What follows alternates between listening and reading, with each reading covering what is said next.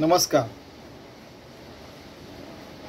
रागे रागे निघून गेला, तरी तो भांड भांडोची मेला. बहुत लोक कष्टी केला, आपणही कष्टी. हा दशक 14वा, समाज 7वा, युगधर्म निरूपण मध्ये म्हणजे आलेली ही ओवी आहे. हा जो म्हणजे प्रसंग आहे कारण की हा.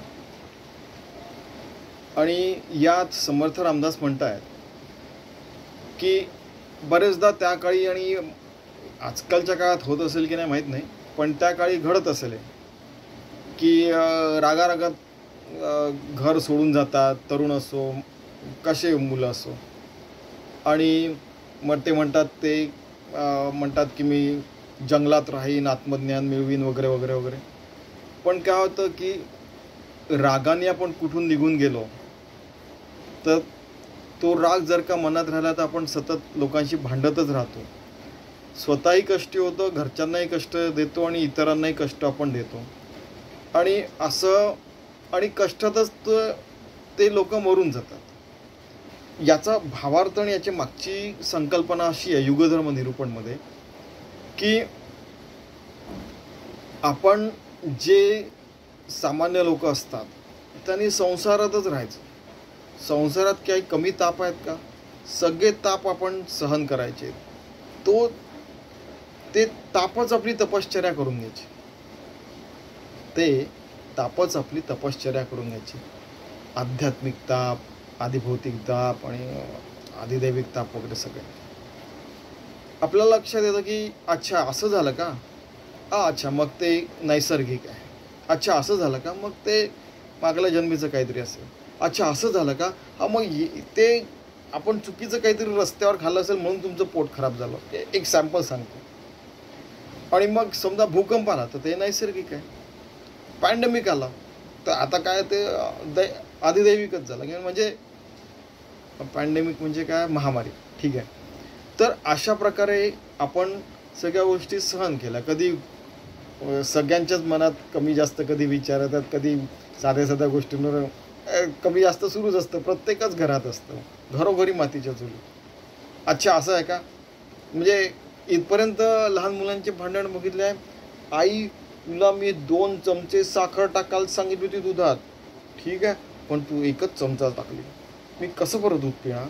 मग त्याचे एक चमचा अजून साखर टाकतो, हा आता मी पिऊ शकतो. म्हणजे प्रत्येक गोष्टीवर लहान मुलांनी आणि मोठ्यांनी पण काहीतरी सोल्युशन काढायला पाहिजे, उपाय शोधायला पाहिजे. हो, लहान मुलं कसे पटकन उपाय काढतात आणि दूध पिऊन मग ते मोकळे होतात, खेळायला पण चालले जातात. मोठे लोक वर्षानुवर्ष भांडतात, बदला पण घेतात, युद्ध होतात, हो, ॲटम बॉम्ब पण टाकतात. तुम्ही माझ्या 3000 लोकांना मारलं, मी तुमच्या 3 लाख लोकांना मारीन, या शब्दात बोललेले आहेत काही लोक. मग ते जे शब्द आहेत ते इतिहासातनं काढून टाकण्यात आले. मग म्हणजे ते महाभारत रामायण सुद्धा असेच घडलेले. आणि बघा ना तुम्ही की प्रभू रामचंद्र श्रीकृष्ण सोडा तुम्ही, पण इतरांना ते तर त्यांच्या मनात हे विचार येत असतील की नाही, तू 7 राक्षसांना मारलं तर मी 7 माकडांना मारेन रामायणामध्ये.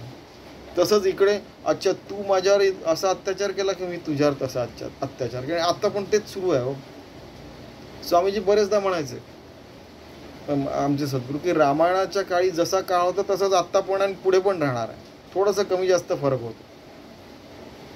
त्यावेळेलाही चांगले आणि वाईट लोक होते, आत्ताही चांगले वाईट लोक राहणार आणि पुढे पण राहणार. ठीक आहे. तर यात राग करण्यासारखं काहीच नाही. की थोडा वेळ आपल्याला वाटणं की अन्यायाची चीड असणं वगैरे ठीक आहे, पण त्याचा निर्णय घेताना सगळ्यांना कॉन्फिडन्स म्हणून मध्ये घेऊन निर्णय घ्यायला पाहिजे. सगळ्यांनी मिळून तो प्रॉब्लेम सॉल्व्ह करायला पाहिजे. नाही तर एकटा जाऊन करीन म्हटलं तर आजकाल तर होऊच शकत नाही ते. ठीक आहे. तर आपण रागारागाने संसार सोडून जायचं नाही. उलट असं असतं ना की ती रागाची जी एनर्जी असते ती आपल्या याच्यावर, आपलं जे साधना असते त्याच्यावर ती एनर्जी लावायची. अच्छा राग येतोय, चल नाही, मग आपलं नामस्मरण वाढायला पाहिजे. अच्छा राग येतोय का, मग जास्त वेळ ध्यानाला बसायला पाहिजे. अच्छा राग येतोय का, मग कधी कधी काय होतं की राग आला की लोक मग 1 2 3 4 10 पाढे म्हणा वगैरे वगैरे आपल्याला हे लहानपणी शिकवलं जातं. आणि कधी कधी काय होतं की अच्छा राग येतो म्हणजे आपली साधना कमी पडते, त्यांना लगेच लक्षात येतं. तर असं रागे निघून गेला, भांडायची सगळ्यांची भांडण टंड्या करण्यात काहीच अर्थ नाही. स्वतःही कष्ट होतं, दुसऱ्यांना कष्ट होतं. मग याच्यावर एकदा काय झालं की म्हणजे या गोष्टी डिस्कस झालेल्या आहे स्वामीजींसमोर. अहो मग अशाने तर मग काय कोर्ट केस कचेरी आणि पोलिसांची आणि सैनिकांची गरजच नाही पडणार. कळतंय ना, म्हणजे पुण्यातले लोक कुठपर्यंत विचार करू शकतात. तो अतिबुद्धी तेथे माती बुद्धी ना. माझा एक मित्र होता, मला अति तेथे माती राहील. अतिबुद्धी आहे का, ठीक आहे, मग तिथे माती बुद्धी असं लक्षात ठेवण्याचे. ठीक आहे. तर आता काय बोलणार याच्यावर सांगा तुम्ही. काय जॉब फक्त अशाच ठिकाणी राहू शकतात, चांगल्या ठिकाणी जॉब नाही राहू शकत. सस्टेनेबल डेव्हलपमेंट गोल्समध्ये पूर्ण 8 अब्ज लोकांना मार्गी नाही लावू शकत आपण. याच्यावर विचार करायला पाहिजे. सध्या 8 अब्ज लोकसंख्या 2024 मध्ये, आणि भारताची पॉप्युलेशन 1.42 सगळ्यात जास्त आहे. भारताची लोकसंख्या सगळ्यात जास्त आहे. 142 कोटी लोकांना आपण चांगल्या मार्गाला नाही लावू शकत. आपल्या तर आपण म्हणतो की आमच्या इथे रामराज्य होतं, हे होतं ते होतं, आमचे का उपनिषद सर्वात श्रेष्ठ ग्रंथ आहेत वगैरे. मग ते इम्प्लिमेंट करा ना. समर्थांचं आनंदवन भुवन इम्प्लिमेंट करा. ज्ञानेश्वर महाराजांचं पसायदान इम्प्लिमेंट करा. सगळीकडे सगळं रामराज्य आणा. जे काय शिवशाही रामराज्य म्हणा, स्वानंद बोध पाटण म्हणा, काय अजून काय आनंदवन भुवन म्हणा, ते सगळं इम्प्लिमेंट करा ना. सर्वे सुखिनः सन्तु सर्वे सन्तु निरामया सर्वे भद्राणी पश्यन्तु मा कश्चित् दुःखम् आपणाय, हे इम्प्लिमेंट करा ना. सगळ्यांच्या जीवनात ह्या सगळ्या गोष्टी येऊ द्या ना. शाश्वत विकास लक्ष्य वगैरे, आहे की नाही. आणि मग कदाचित ते जे लोक आहेत राग करणार, त्यांना पण राग नाही येणार, आहे की नाही. असे म्हणजे सर्व साईडनी विचार व्हायला पाहिजे. एकांगी फक्त माझा जॉब राहायला पाहिजे, मीच राहायला पाहिजे वगैरे वगैरे, माझंच राज्य राहायला पाहिजे, मीच श्रीमंत व्हायला पाहिजे, मीच मोठं व्हायला पाहिजे, अशाने नाही होतो.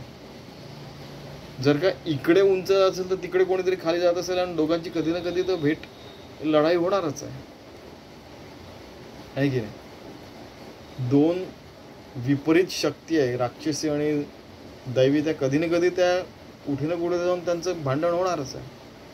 तर त्यापेक्षा पहिलेपासून सामंजस्याने आपण चाललो तर कदाचित जग खूप सुंदर होऊ शकेल. कोणी रागरागाने निघून पण नाही जाणार, कोणाचे भांडण तंटे नाही होणार, लोक कष्टी पण नाही होणार, आपण स्वतःही कष्टी नाही होणार. असं एक सुंदर जग आपण निर्माण करायला पाहिजे, असं समर्थ रामदास म्हणतात. त्यांची आनंदवन भुवन निर्माण करायची खूप इच्छा होती, त्यांचं स्वप्न होतं हे. चला आपण तसंच स्वप्न त्यांचं साकार करायचा प्रयत्न करूया. आनंदवन भुवन सर्वत्र निर्माण करायचं, रामराज्य निर्माण करायचं. ठीक आहे. आपल्या आत बाहेर सर्वत्र. धन्यवाद.